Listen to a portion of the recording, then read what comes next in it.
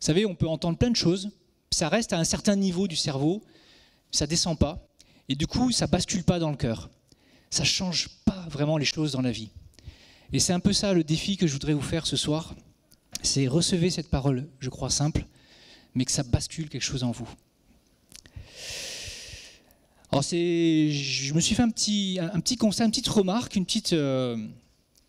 j'ai réalisé quelque chose en fait de tout simple, de tout bête, c'est que quand on parle du ciel ouvert, nous sommes sur la série Ciel ouvert et on arrive bientôt d'ailleurs à la fin de cette série, on a dit beaucoup de choses sur le ciel ouvert, mais en fait le ciel ouvert au départ et tout simplement c'est une question de pluie. Et je réfléchissais à ça l'autre jour et je me disais mais c'est vrai que finalement on a tendance à spiritualiser les choses et il y a un sens spirituel donc c'est juste de le faire. Mais il y a aussi un sens plus premier, plus simple, c'est de l'eau. Le ciel ouvert parle de l'eau. Quand Dieu dit je fermerai le ciel, il dit simplement je vais empêcher les nuages de pleuvoir.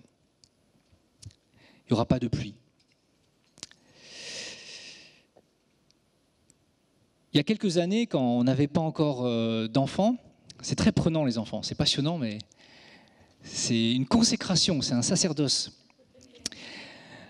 Avec mon épouse, nous aimions beaucoup faire de la montagne, la randonnée, en mode vraiment investi, c'est-à-dire partir plusieurs jours dans la montagne et puis quitter la civilisation.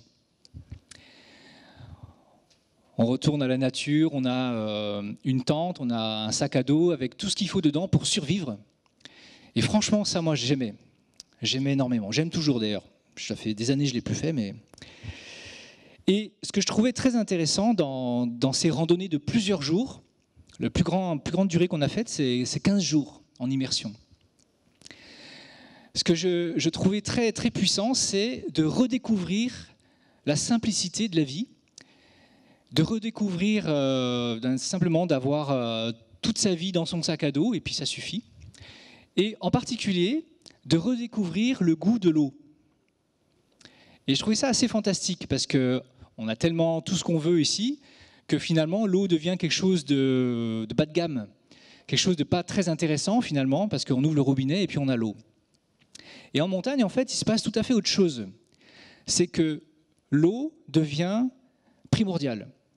Déjà, il y a l'effort sous le soleil, on transpire beaucoup, on perd beaucoup d'eau, et si jamais on n'arrive pas à recharger l'eau, ça compromet toute la randonnée.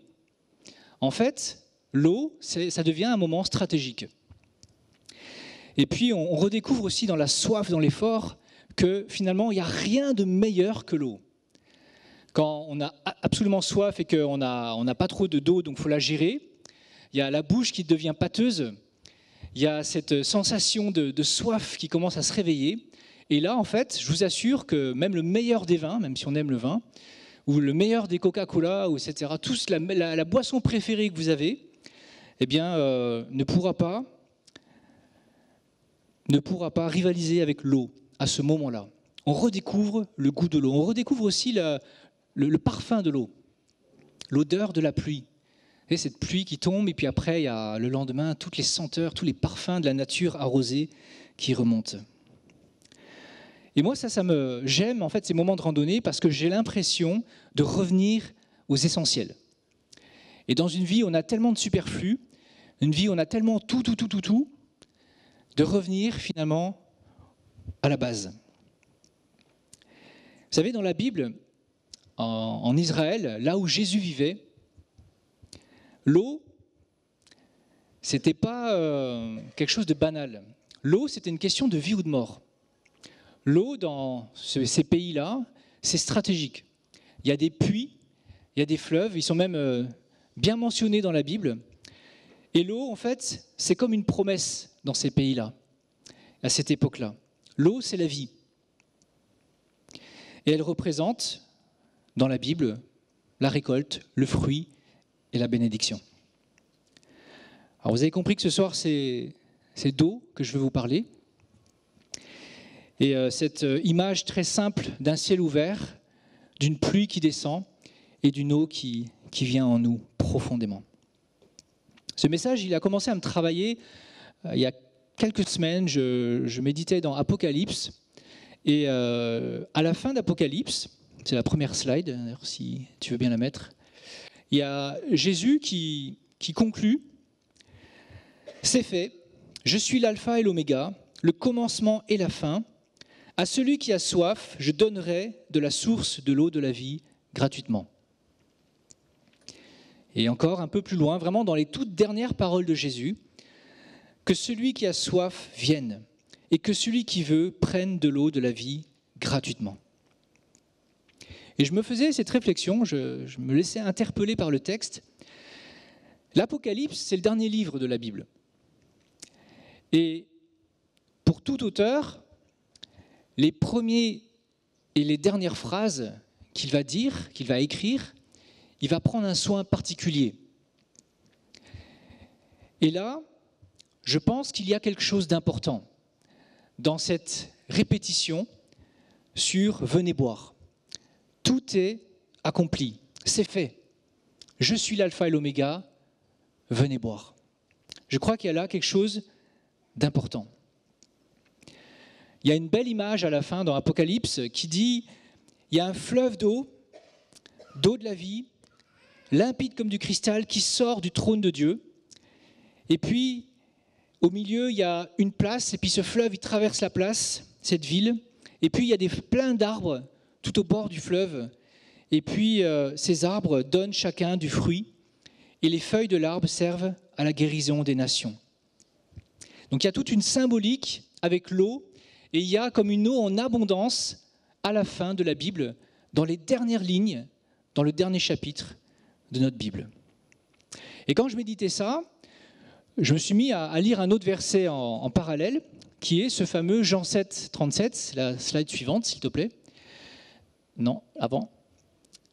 C'est Jésus qui, le dernier jour d'une grande fête, il se met debout et il s'écrie « Si quelqu'un a soif, qu'il vienne à moi et qu'il boive. Celui qui croit en moi, des fleuves d'eau vive couleront de son sein. » Et le texte continue, il dit cela, de l'Esprit qu'allaient recevoir tous ceux qui croiraient en lui. Et la combinaison des deux, ces versets en Apocalypse et puis cet événement dans la vie de Jésus qui se met debout et qui crie. Ce n'est pas juste qu'il enseigne comme ça, qu'il dit quelque chose puis ça frappe les gens. Il se met debout, peut-être il monte sur la table, il monte sur quelque chose et il se met à crier. C'est bien qu'il y a là quelque chose d'important. Et je crois que dans cet appel de Jésus à venir à lui et à boire, il y a quelque chose pour nous ce soir. Il y a quelque chose pour nous qui avons fait cette série « Ouvrir le ciel ». Il y a quelque chose qui parle de cette pluie de Dieu, de cette pluie de bénédiction, de cette pluie de vie. Et si Jésus prend tant de peine à nous le rappeler et à insister, c'est qu'il y a vraiment quelque chose à capter dans cet appel. Et moi, j'aime me laisser surprendre par Dieu. On a beau être chrétien, moi je ne sais plus combien de temps ça fait que je suis chrétien, peut-être... Non, je ne vais pas vous dire, sinon vous allez savoir mon âge. On a beau savoir plein de choses, c'est bon d'être surpris par Dieu, de réaliser d'un coup, de se réveiller, de dire « Ah mais oui, c'est vrai, pour Dieu, ça c'est important. Qu'est-ce que ça veut dire ?» Et de toujours aller chercher quelque chose qu'on n'avait pas encore vraiment pleinement réalisé. L'eau, dans l'histoire de la Bible, j'ai pris 2 épisodes, et je vais vous les partager courtement, apparaît à des endroits stratégiques. Et le premier, c'est quand Dieu a libéré son peuple d'Égypte, il quitte l'esclavage, il sort de l'Égypte, et puis il traverse le désert en route pour le pays promis, là où découle le lait et le miel, le pays de Canaan. Et dans ce désert, il n'y a pas d'eau. Et dans ce désert, il est dit, Deutéronome 8, dans ce grand et affreux désert, où il y a des serpents brûlants et des scorpions, dans ces lieux arides et sans eau, il a fait jaillir pour toi de l'eau du rocher le plus dur. Et on voit apparaître un truc complètement bizarre, c'est ce qui est appelé le rocher d'Horeb. un rocher apparemment très très dur, et de là se met à jaillir de l'eau pour le peuple qui traverse le désert. On pourrait dire que c'est vraiment une eau qui tombe du ciel ou une eau miraculeuse, parce que de l'eau qui jaillit d'un rocher, c'est quelque chose qui ne se passe pas normalement. Et le Nouveau Testament explique à travers Paul, dans 1 Corinthiens, que ce rocher d'Horeb, en fait, était une préfiguration, une annonce, était Jésus-Christ, de qui l'eau allait jaillir. Et dans le désert, l'eau, ça signifie la vie. L'eau, ça signifie la survie. Et c'est ce que Jésus-Christ est et veut être pour chacun d'entre nous. La vie et la survie. Deuxième histoire, c'est une vision grandiose d'un prophète qui s'appelle Ézéchiel, c'est en Ézéchiel 47. Et ce que j'aime bien moi dans la Bible, c'est que les passages, donc celui-là, le passage Jean 7, 37, fait en fait écho. Il entre en résonance avec cette vision qu'on trouve en Ézéchiel 47. Et dans cette vision, eh bien, le prophète Ézéchiel voit le temple, un temple de Dieu, et de ce temple coule un fleuve. Et ce fleuve va dans la région autour, et c'est dit à plein d'endroits, il amène la vie. À un moment, il va même dans la mer morte, il y a plein de poissons qui sont morts, il amène la vie, il déverse un flot de vie. L'eau amène la vie. Et de ces deux histoires, je veux tirer ce simple égalité que l'eau, c'est la vie. C'est la vie pour nous qui sommes parfois dans des déserts, et on voit là une fidélité de Dieu qui sait faire jaillir un rocher pour nous accompagner dans nos déserts. Et puis c'est aussi une eau qui jaillit du temple. Et nous sommes un temple. En Jésus-Christ, nous sommes un temple. Et il y a une eau qui jaillit de nous et qui amène la vie autour de nous. Et je vois là deux points. Premier point, j'ai besoin d'eau pour vivre. J'ai absolument besoin de cette eau dont parle Jésus pour ma vie, pour vivre pleinement. Et deuxième point, les autres autour de moi, les autres qui dépendent de moi, ma famille, mon épouse, mon couple, mes voisins, mes amis, mes frères et sœurs dans l'église, mes collègues au travail, ont besoin de l'eau que je porte. Deux dimensions. Et ce qui me frappe, et c'est simplement ça en fait que je veux laisser ce soir, c'est que Jésus insiste, Jésus nous demande, viens boire. Et on pourrait se dire, après tant d'années de vie chrétienne, mais j'ai bu, c'est bon, je sais, je connais ces versets, je connais l'histoire, donne-moi autre chose, donne-moi quelque chose de meilleur. Je ne suis pas à ce niveau-là. Et je crois que quand on est comme ça, dans cette attitude-là, on passe à côté de quelque chose de puissant. Parce qu'il y a tant d'insistance, il y a tant d'éléments posés tout au long de la révélation biblique qu'on ne peut pas dire « j'ai vécu entièrement ce que Jésus est en train de dire là ». Il y a plus, il y a beaucoup plus.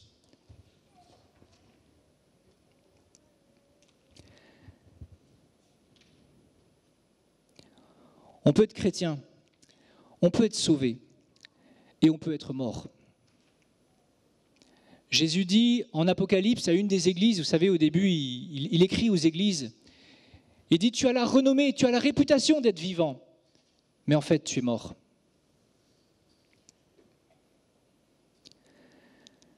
On a besoin de vie et on se contente de si peu de vie. Et c'est ça qui me frappait en fait dans ma méditation, c'est de réaliser que je me contente et que je peux être si souvent satisfait de ce que j'ai. Je me dis, oui, je suis quand même pas mal. En plus, je suis pasteur, donc forcément, c'est pas mal. Je connais la Bible, je lis tous les jours, je prie tous les jours, etc., etc. Et je me sens repu. Et je n'ai plus soif. Ou si peu soif. Et là, il y a quelque chose qui commençait à teinter dans mon cœur.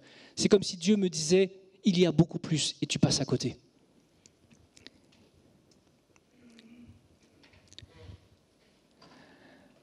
boire l'eau de la vie, boire cette eau dont Jésus parle.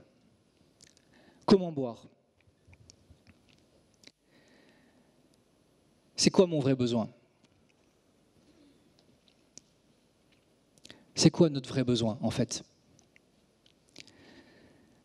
Je me rappelle d'un été, là encore il y a longtemps, j'avais eu une année éprouvante et j'étais profondément fatigué. Mais à tel point qu'on ne sait même plus qu'est-ce qu'il faut faire pour retrouver des forces. J'étais en montagne, encore une fois, c'est vraiment un lieu qui m'inspire. Et puis, je me faisais une liste, j'ai besoin de faire du sport, j'ai besoin de dormir, j'ai besoin de plus travailler. Et je me faisais une liste pour essayer de répondre à ce que je ressentais.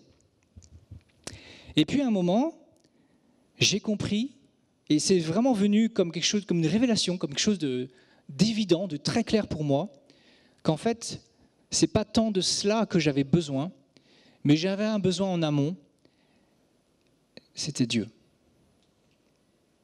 Et des fois, il y a des choses tellement simples qu'on passe à côté. J'étais chrétien à l'époque, je connaissais plein de choses déjà, j'ai sûrement commencé mes études en théologie, je connaissais plein de choses, mais l'évidence ne m'était pas venue au premier abord. J'ai besoin de Dieu. Un peu plus tard, j'ai compris qu'il y a une différence entre se reposer et être renouvelé. J'avais besoin à ce moment-là d'être renouvelé. Il n'y a qu'une seule chose qui renouvelle profondément, véritablement, c'est Dieu. Quand je suis renouvelé, je peux me reposer. Et on peut être fatigué et en même temps être renouvelé. Mais si je ne suis pas renouvelé, je ne peux pas me reposer. Le repos ne marche pas. Le repos ne satisfait pas le besoin premier qui est être renouvelé. Boire. Dieu. David, le roi David était un homme qui a percé des mystères de Dieu. Tellement son cœur était proche de Dieu, il a reçu vraiment des révélations très puissantes, très profondes de l'être humain. Quand on lit les psaumes, on peut lire sa vie. Quand on lit les psaumes, c'est intemporel. Ça parle à toutes les générations d'êtres humains. Et il y a le cœur de David qui se déverse dans les psaumes. Et j'aime, le slide suivant s'il te plaît, c'est le psaume 42, le verset 3. C'est vraiment un verset qui résonne en moi très fort, où David dit, le slide suivant s'il te plaît. Ah pardon. David dit, mon âme a soif de Dieu, du Dieu vivant. Mon âme a soif de Dieu. Alors, c'est dit tellement simplement, c'est comme une musique, une chanson, un poème. Donc on pourrait lire et puis pas s'arrêter. Mais si on s'arrête, il a soif de Dieu. Il n'a pas soif de lire la Bible, il n'a pas soif de temps de louange, il n'a pas soif d'onction, il a soif de Dieu. Et il précise même du Dieu vivant. Parce que David avait compris, David expérimentait que la vie dont il avait besoin, la vie qui le renouvelle profondément et véritablement, c'était Dieu. C'était la personne même de Dieu. Ma vie, ta vie, se trouve en Dieu. Pas dans les aliments, pas dans une boisson, pas dans un couple et un mariage heureux, pas dans un travail qui t'épanouit. Ta vie se trouve en Dieu.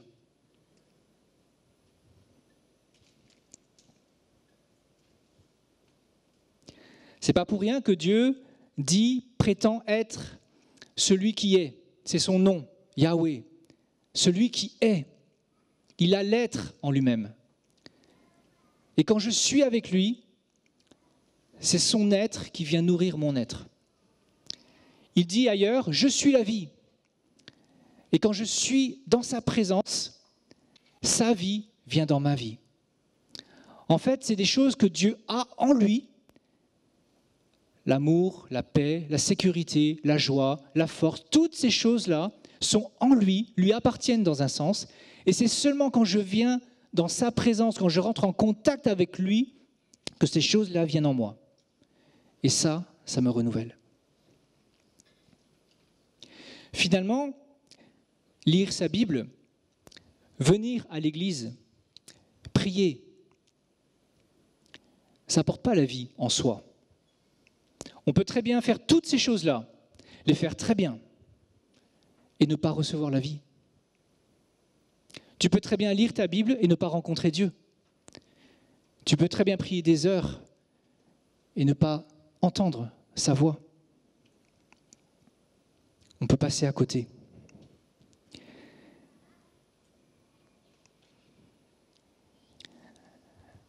Un souvenir très puissant dans ma vie, c'était avec une de mes filles, Amraï, je crois qu'elle est là ce soir.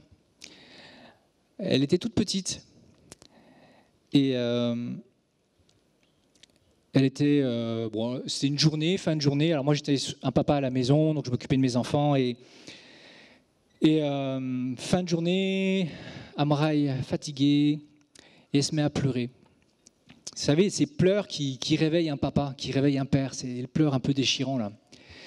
Puis moi je suis assez papa poule dans l'âme et du coup je viens vers elle et je lui dis mais qu'est-ce que tu as ? Qu'est-ce que tu as ? Et puis elle pleurait. Elle n'arrivait pas à me dire ce qu'elle avait. Et moi j'ai dit mais qu'est-ce que tu as besoin qu'est-ce que tu veux ? Qu'est-ce que tu veux ? Et ça a continué comme ça un bon moment. Et puis à un moment, elle m'a sorti cette phrase qui restera gravée dans ma tête, je crois, toute ma vie. Papa, je veux toi. C'est une phrase un peu fusionnelle, vous voyez ? Cette phrase c'est comme une décharge électrique là.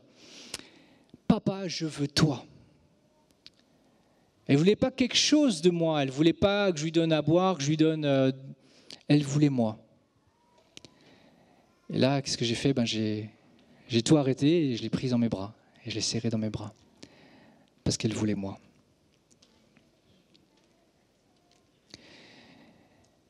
Et je crois que c'est ça que Dieu veut avec nous. Il veut nous. Il veut être avec nous. Il veut simplement nous prendre dans ses bras. Et il veut ce contact, cette rencontre avec nous. Des fois, peut-être, il ne veut pas nos prières. Il ne veut pas qu'on lui parle.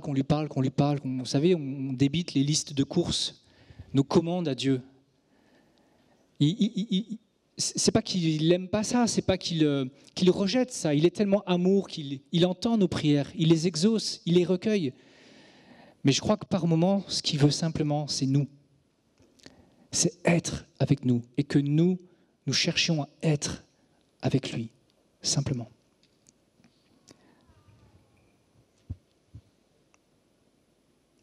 C'est-à-dire chercher à rencontrer Dieu, chercher le face-à-face, chercher à le toucher, chercher ce contact avec Dieu.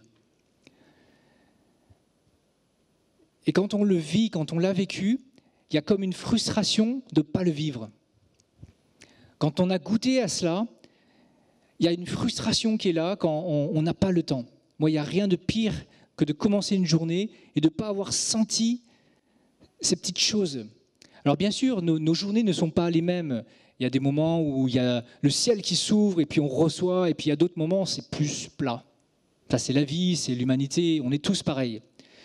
Mais ce que je veux dire, c'est cherchons, persévérons et cherchons ce contact avec Dieu, de toucher sa personne, d'entendre sa voix, de sentir son amour. Cherchons ça. Ne renonçons pas à chercher cela. On peut très vite, en tant que chrétien, nous laisser juste emporter par l'habitude. Et puis les choses deviennent moins passionnées, moins passionnantes. Les choses deviennent plus ternes. Et c'est comme si on s'endort, comme si on s'assoupit, comme si quelque chose en nous n'est plus éveillé, n'est plus amoureux comme au premier temps avec Dieu. Et ce que Dieu nous dit ce soir, c'est réveille-toi. C'est veille sur cette flamme-là. C'est cherche-moi. Ne cherche pas les choses de moi. Ne cherche pas les choses que je peux faire pour ta vie, même si c'est bon de chercher ça. Il n'y a pas de mal à chercher ça. Mais cherche moi, mon être, plutôt que mon faire. Ce que je suis, cherche-le en premier. Et si je suis honnête, j'ai besoin de me le rappeler. Et dans ce passage, ce verset, Jésus dit « Venez à moi, vous tous, venez et buvez ». Jésus dit « Venez à moi ». C'est-à-dire que quand on vient en Jésus, quand on vient devant Jésus, quand on se présente à Jésus, eh bien, il y a comme une rencontre qui se fait, mais derrière Jésus, il y a un Père. Il y a Dieu le Père qui se révèle, et derrière Jésus, il y a le Saint-Esprit qui vient dans cette présence et qui nous parle. Et quand on vient à Dieu, quand on vient à Jésus, c'est comme une porte qui s'ouvre sur la Trinité, sur ce Dieu qui est 3 personnes.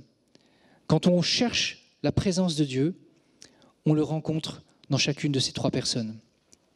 Et vous savez que quand on cherche cela tous les jours, quand on cherche à toucher Dieu et à vraiment le rencontrer et à l'entendre, il y a des fruits à cela. Il y a des fruits qui viennent, qui ne sont pas là quand on vit juste une habitude, où on ne rencontre plus, on ne vit plus les choses avec Dieu. Et ces fruits-là, c'est déjà ce que je disais tout à l'heure, c'est qu'il y a son amour, sa force, sa sagesse, sa paix, sa sécurité. Il y a tout ce qui est en Dieu, tous ces attributs en fait, qui viennent en nous et qui nous rechargent et qui nous renouvellent. Une deuxième chose qui arrive, un des fruits de cela, c'est, je crois que c'est la prochaine slide, 1 Jean 1:1. C'est l'apôtre Jean qui dit ce qui était dès le commencement, ce que nous avons entendu, ce que nous avons vu de nos yeux, ce que nous avons contemplé et que nos mains ont touché concernant la parole de vie.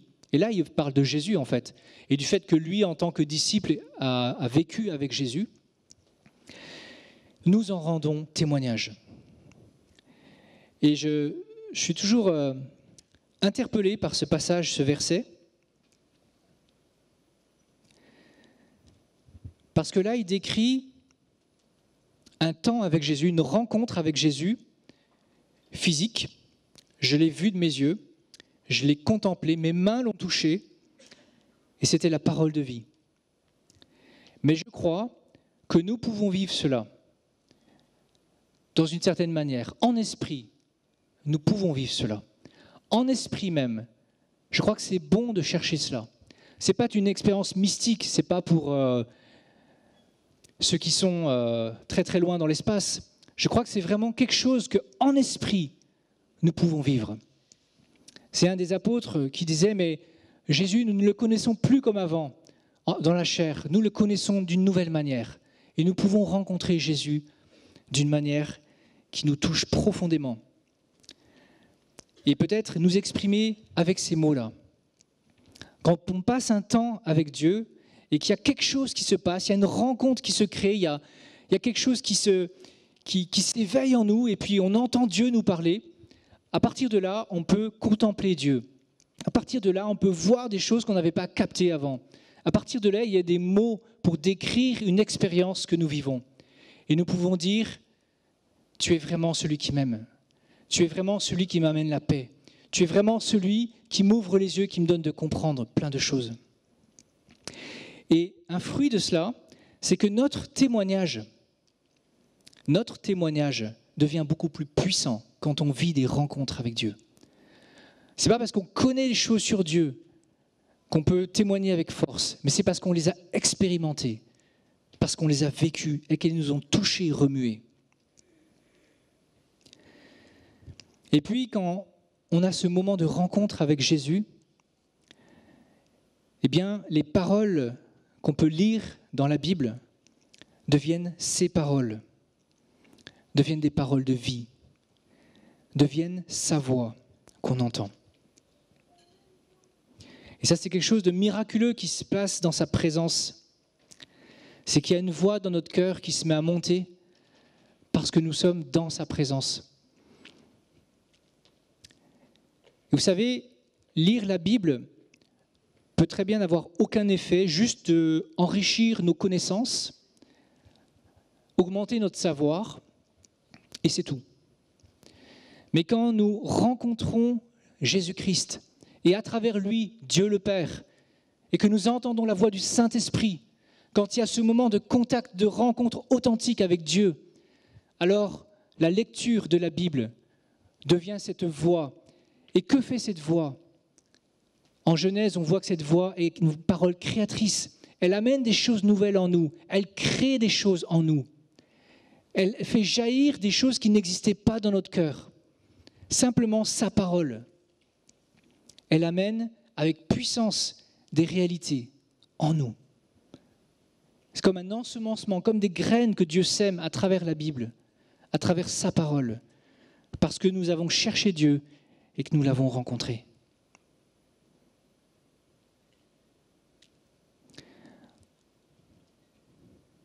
Ce que je veux dire ce soir, c'est que on connaît plein de choses en tant que chrétien, mais on a besoin de vivre beaucoup de choses.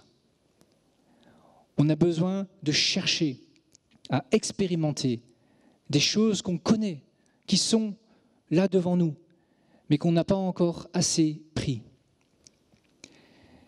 Et quand Jésus nous dit « Viens boire », je t'en supplie, viens boire.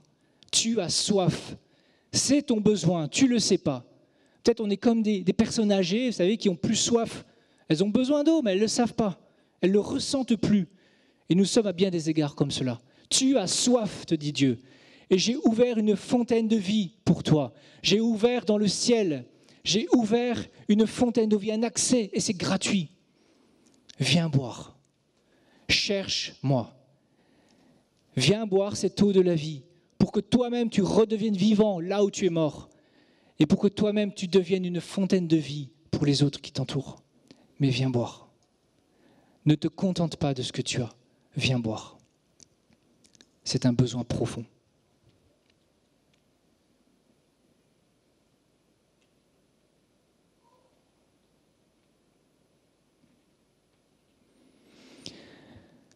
Bruno, à l'école Destinée, il y a quelques mois, parlait d'une loi spirituelle.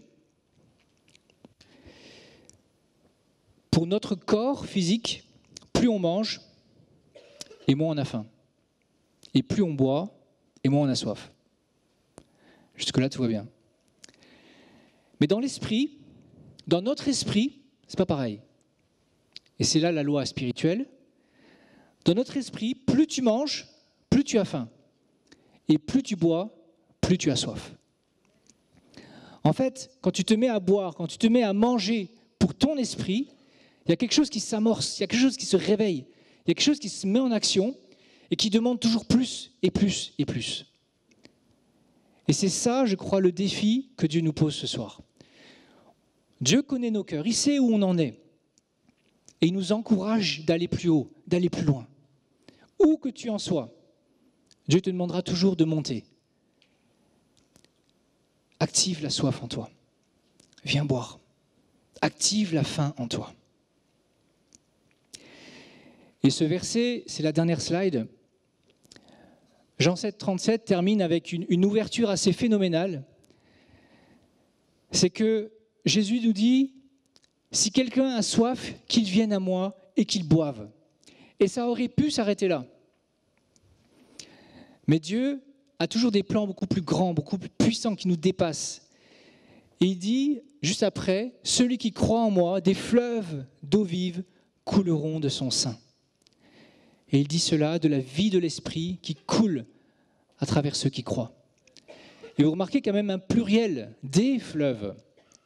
Ça veut dire que dans ces moments où nous buvons de l'eau, dans l'intimité de notre rencontre avec Jésus-Christ, ce qui se passe derrière, c'est qu'il y a des fleuves d'eau vive qui se mettent à couler de notre sein pour tous ceux qui sont dans notre sphère d'autorité.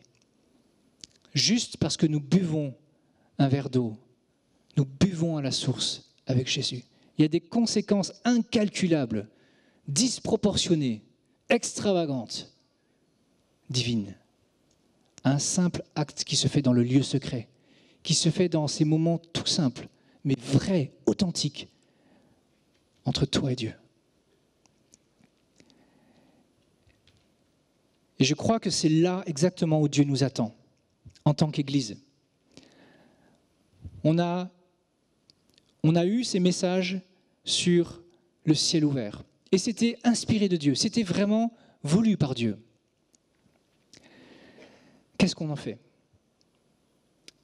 Qu'est-ce qui a changé depuis dans ma vie?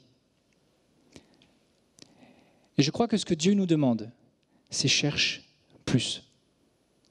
C'est va plus loin.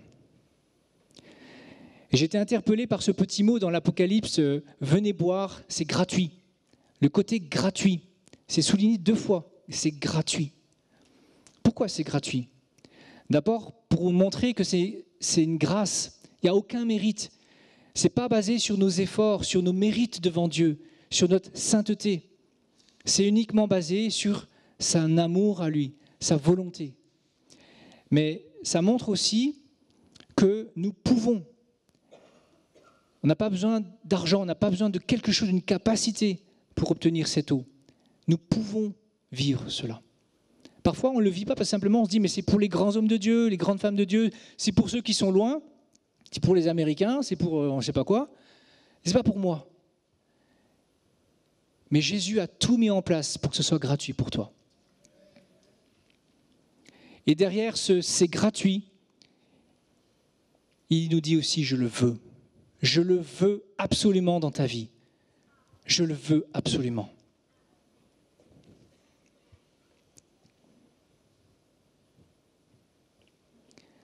Alors il y a un appel pour nous ce soir.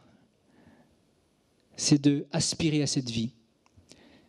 Et peut-être que vous êtes là et je vous demande de faire un constat honnête, simplement dans votre cœur. Il n'y a pas de jugement. Dieu n'est pas là pour juger, pour distribuer des bons points et des mauvais points.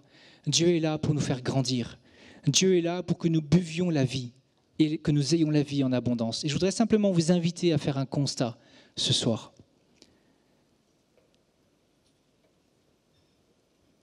Est-ce que le ciel est ouvert dans votre vie? Est-ce que depuis le début de cette série, le ciel s'est ouvert davantage en vous? Est-ce que vous voulez plus? Est-ce que vous voulez cette eau du ciel qui amène une vie puissante? Est-ce que vous voulez ces torrents de vie à travers vous?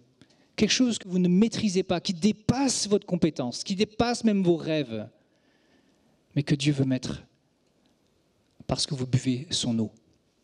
Est-ce que vous voulez cela? Est-ce que nous voulons cela?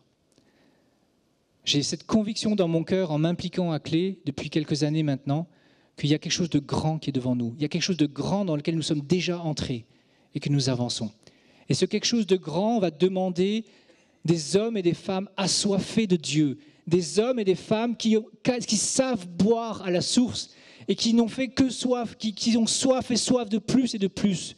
Et je crois que c'est quelque chose qui va être comme un basculement à partir du moment où nous allons boire, où nous allons chercher Dieu, où nous allons vivre, nous allons chercher cette expérience avec Dieu. Et je crois que en priant tout à l'heure dans la petite salle, je comprenais que le Saint-Esprit, il veut venir réveiller nos vies. Il veut amener cette vie en nous. Et qu'il y a un enfant de Dieu en nous qui crie « Abba, Père ». On connaît ces choses. Mais est-ce qu'il y a quelque chose en nous qui crie « Abba, Père ». L'enfant de Dieu en nous a besoin de recevoir une vie d'en haut. Une vie qui ne se trouve pas sur la terre, qui ne se trouve pas dans nos moyens de repos, qui est contenue dans cette eau que donne Jésus en face à face et en cœur à cœur. Une vie puissante qui vient réveiller l'enfant de Dieu en nous, qui vient le rendre passionné et nous faire crier ensemble « Abba Père ». Abba Père. Quelque chose qui vient faire trembler les murs, quelque chose qui vient faire trembler le sol, quelque chose qui vient faire trembler Montpellier, qui vient faire trembler les dominations sataniques. Parce que le Saint-Esprit est là et qui réveille l'enfant de Dieu en nous.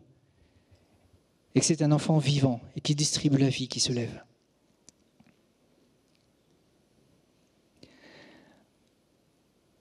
Alors je vais terminer là et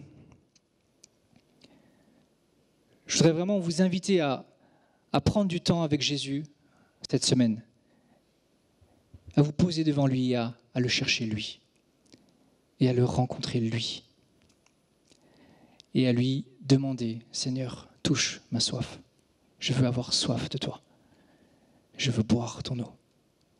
Donne-moi soif. Et je voudrais m'adresser à ceux dans la salle qui peut-être, j'ai dit des choses ce soir et ça ne correspond pas à ce que vous connaissez. Ce n'est pas votre expérience. Peut-être vous ne connaissez pas le Dieu vivant dont j'ai parlé ce soir. Peut-être que finalement vous dites, mais je ne connais pas vraiment ce Jésus. Mais je voudrais le connaître.